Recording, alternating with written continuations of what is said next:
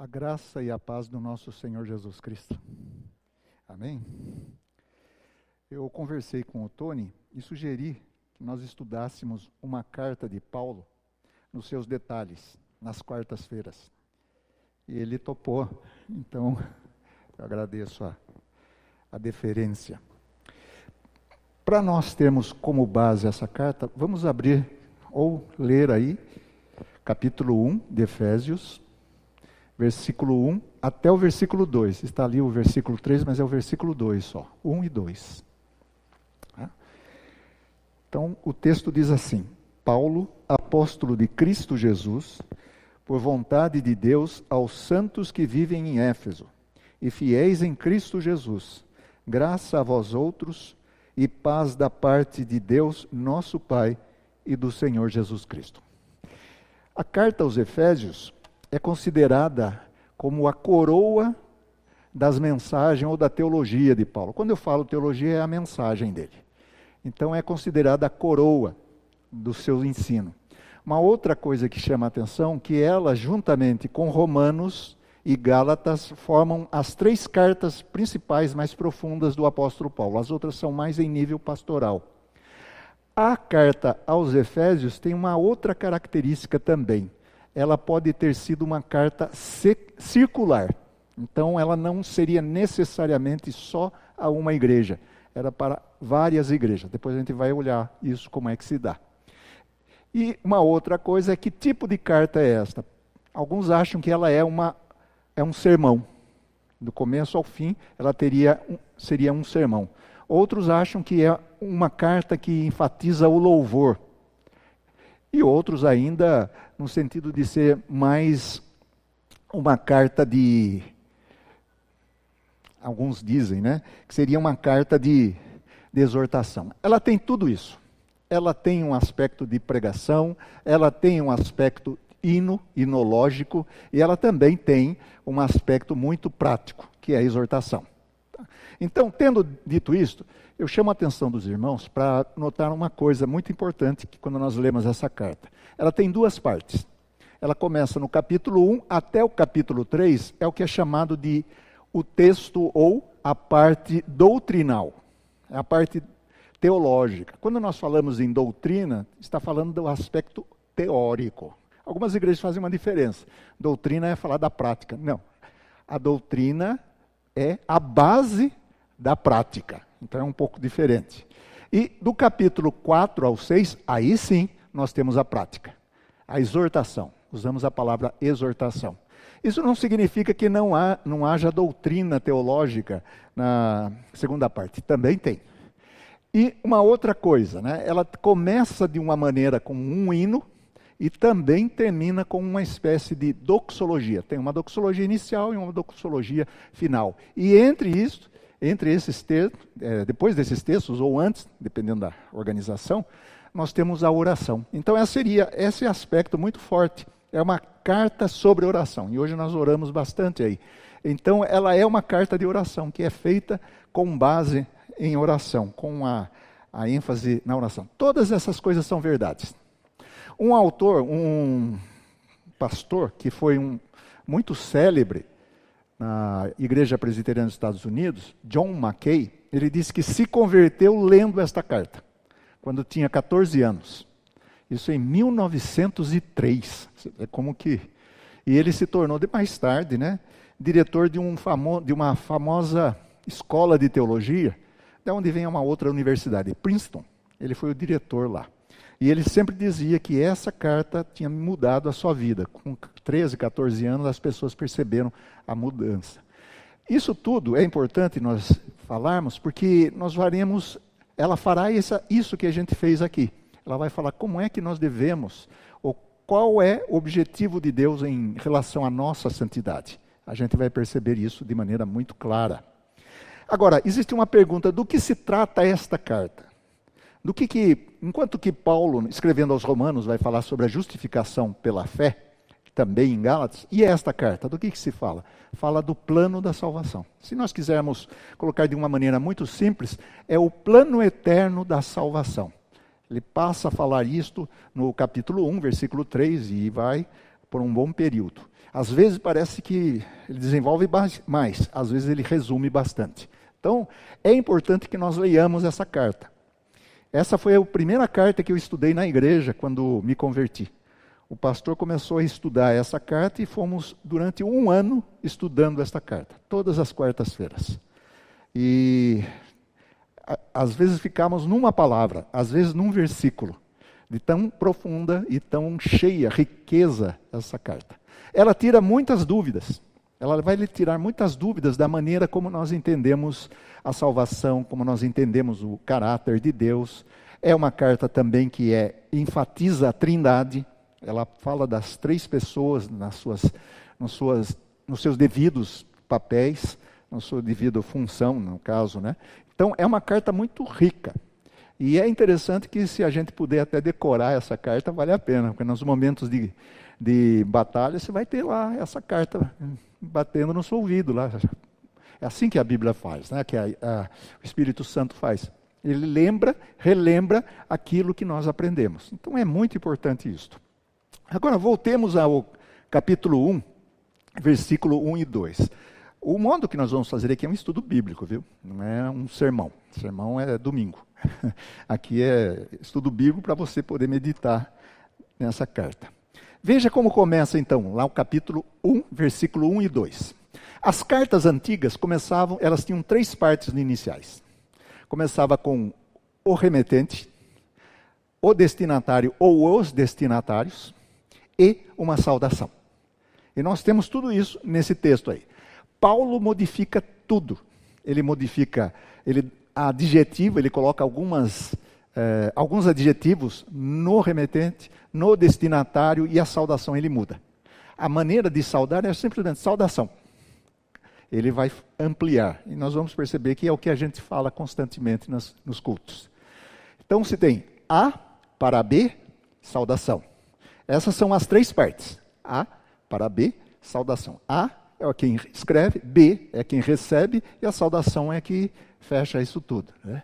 Isso daí, falando isso daqui, é muito interessante, porque quem escreve cartas hoje? Quando foi a última vez que você escreveu uma carta manuscrita? Lembram-se disso? Sabem? Tem memória disso? Eu vou puxar um pouquinho mais. Temos várias pessoas aqui mais maduras. Quando você era jovem, você escrevia para ele ou para ela? Como que era, né? Às vezes, por exemplo, morando distante, a gente escreve. Eu tive uma namorada no começo de convertido que eu escrevia todos os dias para ela. Todos os dias. E a gente já sabia que o carteiro ia trazer alguma carta todos os dias. Quando não vinha, a gente fica até um pouco chateado. Não usava muito telefone, mas era mais essas cartas, né? Mas era uma delícia escrever, né?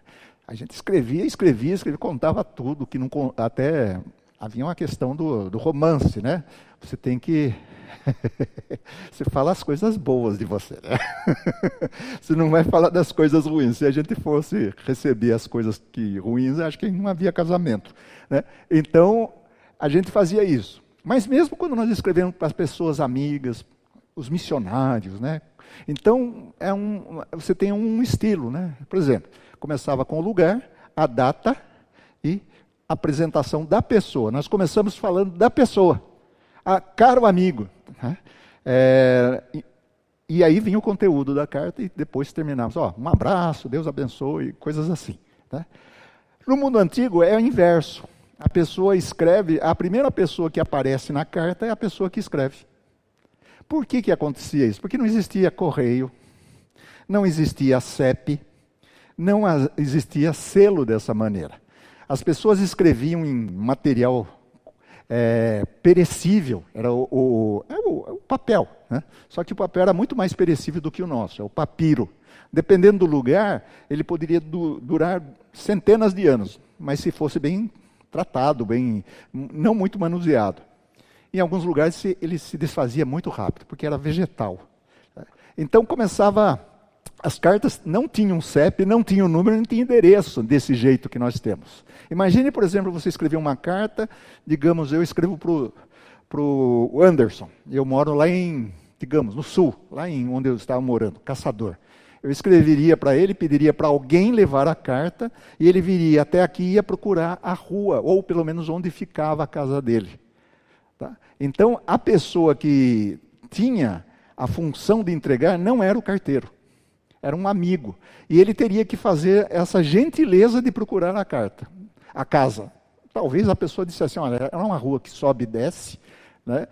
Tem 3 casas amarelas, não é a dele, a seguinte. Era assim que se fazia, as instruções verbais. Porque a carta não dava muita coisa, né? Ela dava simplesmente quem escreve para quem escreve. Então, essa é uma diferença. Então, nós temos que lembrar que as cartas são diferentes. Então, a primeira coisa que aparece é o remetente. Quem é o remetente desta carta aí? Paulo. Paulo, ele é o remetente. A palavra Paulo significa pequeno. Tá? E nós temos em Atos uma coisa bastante interessante que apresenta um outro nome de Paulo. Alguém lembra? Saulo. Né? Saulo, que soa parecido com Paulo. Saulo, Paulo. Né? Alguns acham que, na verdade, são 2 nomes. Paulo tinha 2 nomes. Ele era Saulo Paulo, um nome hebraico e um nome em aramaico, e o outro romano. Paulo seria, por isso que se encontra, por exemplo, o procônsul Sérgio Paulo. Alguns chegaram a dizer assim, ó, Paulo mudou o nome depois que evangelizou Sérgio Paulo, que é um comprocônsul lá. Mas a verdade é que Paulo já é chamado de Paulo bem antes. Então, essa história de dizer assim, ó, Saulo se transformou em Paulo, isso é conversa. Tá? Esse é o primeiro mito que precisa ser tirado. Ele adota o nome Paulo, talvez porque soe, e ele tem esse nome, mas soa parecido com Saulo. Em Filipenses capítulo 3 diz de onde vem esse nome. Ele é da tribo de Benjamim. Paulo é da tribo de Benjamim. E o primeiro rei de Israel se chamava Saulo. Tá? Então é uma homenagem, é uma ideia assim, de você coloca o nome, se fosse perfeito, não é essa a questão. Era o primeiro nome do primeiro rei. Então Paulo usa isso daí, na verdade usa. Os pais dele resolveram colocar esse nome, né? Os filhos têm o nome sorte ou má sorte de ter o nome que o pai deu, né? Algumas pessoas chegam a mudar o nome posteriormente, porque o nome não foi muito bem escolhido, né? Eu estava vendo hoje uma história de que quando tem S é plural, né? Então, por exemplo, Luca, o sujeito lá pediu para colocar o nome de Luca. Por que Luca? Não é Lucas? Não, é que é um só. Lucas, se fosse 2 Lucas. Então, essas coisas acontecem com os cartorários fazem, né? Então, Paulo é uma pessoa que vem do judaísmo, e é interessante, ele é de fala grega. Paulo é helenista, da mesma forma que Estevão, Filipe, os diáconos lá de Atos. Tá? Ele é um judeu de fala grega, por isso que ele persegue justamente os helenistas, ele não persegue todo mundo. Ele persegue os helenistas, no caso Estevão, que até ele segura mais tarde ele vai perseguir, mas ele segura as vestes quando este está sendo apedrejado. Né? Então é bem situado disso. A segunda palavra que nós encontramos é apóstolo. Apóstolo. A palavra apóstolo é da onde vem a nossa palavra postal. Tá? Então quando se diz assim, postar é colocar, é enviar. É isso. Né? O que é caixa postal? É a caixa que chegou, na verdade foi enviado para você. A palavra apóstolo significa enviado, simplesmente isto, enviado. Mas em Paulo ela adquire um sentido um pouquinho mais do que isso. Quem eram os enviados na igreja primitiva? Aqueles escolhidos por Jesus, os 12, que representam o povo, o novo povo de Deus. O povo é uma relação com o povo antigo e também com o novo. Aqueles que são enviados para fazer também uma tarefa. Timóteo também poderia ser apóstolo nesse sentido, enviado simplesmente. E aqueles que são enviados também com uma certa autoridade. O apóstolo Paulo se encaixa nesse nível. Ele não faz parte dos 12, viu? Às vezes eu já vi essa possibilidade das pessoas dizendo assim, ó, Paulo era um dos 12, Matias estava fora, eles escolheram errado, era Paulo. Não sei se quantos já viram essa teoria. Não é isso. Matias era o 12º. Paulo era para a gentilidade. Então, temos que colocar isso bem claro. Né? A outra coisa é que a palavra enviado aí significa com autoridade, tem a ideia de autoridade de quem envia. Quem é que envia? Jesus Cristo. Cristo Jesus, apóstolo de Cristo Jesus. Paulo não é um auto-enviado. Ele não diz, olha, de agora em diante eu vou ser apóstolo. Tá? No Brasil e em outros lugares tem muito disso, né? As pessoas aí dizendo que são apóstolos, mas é complicado nesse sentido. Se for missionário é uma coisa. Todo missionário é um apóstolo, de uma maneira ou outra. Mas essa autoridade, nesse nível, em geral, tem alguns problemas, né, que nós podemos falar quando chegarmos um pouquinho mais para frente, no capítulo 2, versículo 20. Por hora, é só deixarmos isso, que Paulo faz questão de escrever essa carta sozinho. As cartas de Paulo geralmente tem Silvano, Timóteo. As duas cartas que não tem é Romanos e esta daqui. Tá? E aqui Paulo vai dizer, apóstolo de Jesus Cristo. Quem é Jesus Cristo? É outra pessoa que nós precisamos saber, né? Ele coloca Cristo Jesus, a ordem é esta. Cristo Jesus. O Messias Jesus. O ungido Jesus. A palavra Cristo significa ungir. Não sei quantos aqui tiveram uma passagem pela Igreja Católica.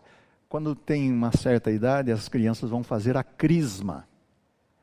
A crisma é passar um óleozinho ali, confirmando, é a confirmação de ter sido batizado. Né? Daí você vem o verbo crio, ungir. Jesus era ungido. O nome Jesus era um nome muito comum na época de Jesus, na época do apóstolo Paulo. Tanto é que você vai encontrar vários Jesuses aí no Novo Testamento. A palavra Jesus é uma variação de Josué. Tá? Mas a escolha especial nesse sentido é que ela não é simplesmente um nome sem significado. É que Deus salva. E aí combina com a missão do Senhor Jesus Cristo. O apóstolo Paulo, para chegar nesse ponto e dizer que ele é apóstolo de Cristo Jesus, é porque ele teve uma grande experiência com Jesus. Aquele fariseu perseguidor teve um encontro com Jesus ao ponto de agora, daqui por diante, ele dizer, Jesus é o Cristo. A outra coisa que Paulo vai dizer que ele é apóstolo, ele não é apóstolo porque ele quis, isso eu já falei, mas é pela vontade de Deus, não por sua própria vontade. A pessoa diz assim, não, de hoje em diante eu vou ser apóstolo. Não existe isso. É Deus que o chama, Deus é que chama e dá a sua vontade neste sentido. Então veja quanta coisa para ele falar do remetente. Paulo, apóstolo de Cristo Jesus, por vontade de Deus. Tudo isso é o que as cartas colocariam, Paulo. Tá? Então ele faz questão de se apresentar plenamente e totalmente com esses designativos, com esses adjetivos, essas modificações do seu apostolado. Aí vem os destinatários. Aos santos que vivem em Éfeso. Santos, a palavra santo aí, nós temos algumas palavras parecidas. A gente conhece alguém que se chama Agnes? Ou conheceu, já ouviu falar esse nome? Agnes significa santa.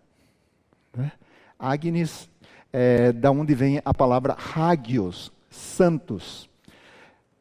Eu lembro do período de conversão, que às vezes as pessoas falavam assim, olha, você conhece algum santo? O sujeito falava, não, tem santo São Francisco, Santo Antônio. Eu falei, mas eu olhe para um santo.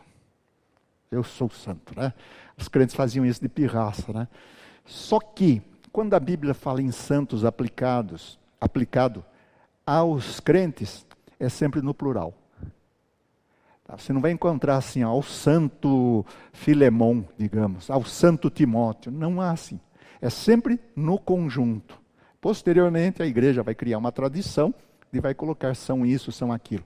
Mas na Bíblia, no Novo Testamento, santos é sempre a coletividade. Santo significa, a palavra significa separado. Separado por Deus e para Deus. Essa é a ideia de santidade.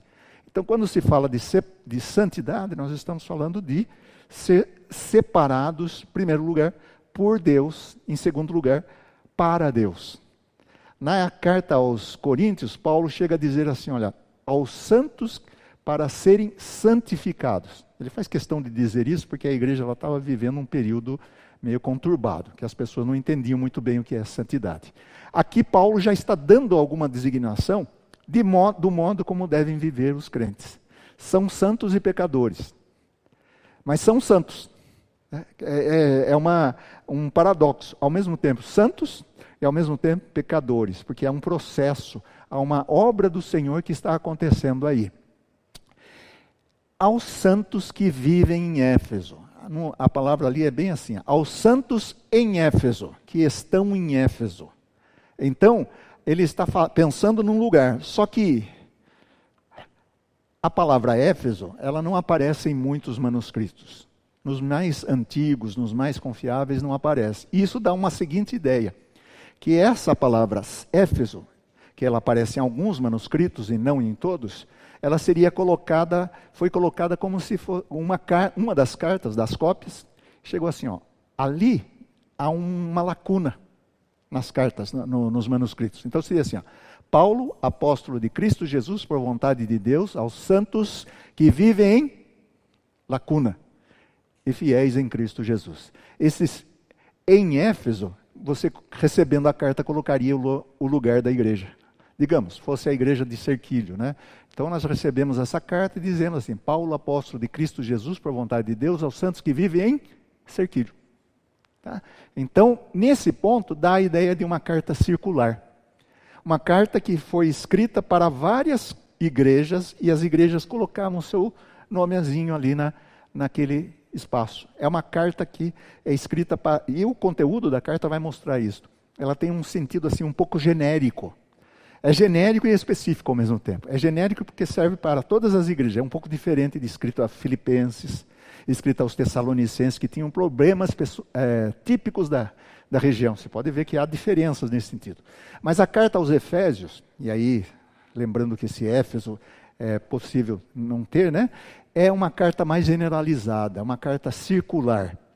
Lembro quando era menino, adolescente, diziam assim, olha...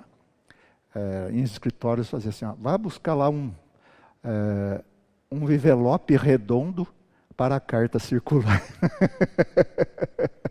Era uma carta que era dirigida a várias pessoas, e nós se colocava um envelope, uma pessoa ia, né? Era brincadeira, né? Não existe envelope redondo, né? Então era um jeito de brincar.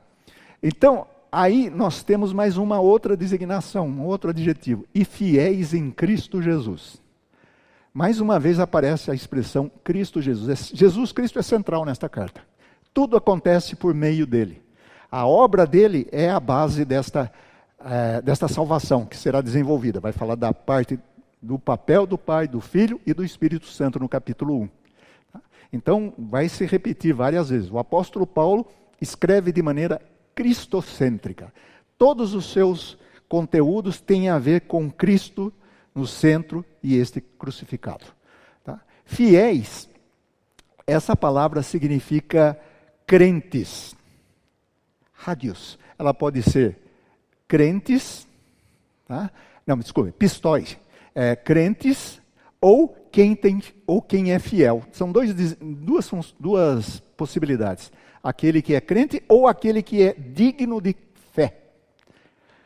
É que em grego só tem uma palavra para as duas, né? Crente e crer, são as duas, né? Então seria assim, você é fiel porque você é crente. Você é crente para ser fiel. Tá? É aquele digno de fé. O que é uma pessoa digna de fé? É uma pessoa que você não precisa escrever um documento. A palavra dela vale. Então, o digno de fé é que a sua palavra é uma palavra digna de ser cumprida, ela é cumprida. Deus é assim. Então, essa fidelidade reflete o próprio Deus. Nós cremos em Deus porque Deus é fiel em relação a nós. Tá? A questão é de como é que funciona isso, mas isso é questão para umas outras possibilidades. Né? Fiéis em Cristo Jesus. Mesmo sendo crentes, nós não somos crentes em qualquer pessoa. Crentes em Cristo Jesus. Então, ao mesmo tempo que estamos em Cristo, por outro lado, nós somos crentes para Cristo. Né? A nossa fé reflete em alguém. Em quem? Em Jesus Cristo. Tá? Então, crentes nele e crentes para ele. As duas coisas. Eu não vou ficar falando grego aqui, mas seria como se fosse genitivo subjetivo, genitivo objetivo, né? Não sei se adianta falar isso, né? Porque minhas alunas às vezes não entendem o que eu estou dizendo, né? Mas é essa a ideia principal em termos práticos. Fiéis nele e fiéis para ele. Então as duas coisas estão relacionadas. Tá? E aí eu termino. Um pouquinho de cada vez, né? É muito, eu não falei nem metade do que está aí, né? O importante é só pegarmos por enquanto, ó.